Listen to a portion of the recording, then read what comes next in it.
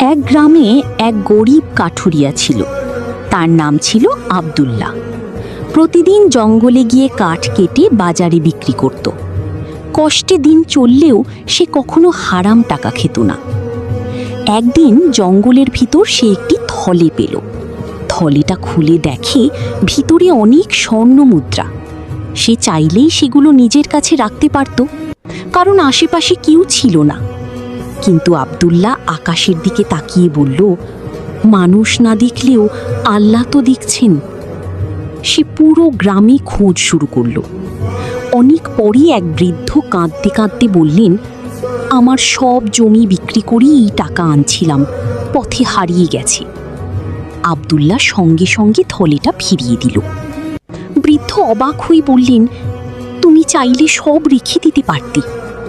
আব্দুল্লাহ হাসল, তারপর বলল, হারাম টাকা মানুষকে ধনী বানায় না, বরং আল্লাহর রহমত থেকে দূরে নিয়ে যায়।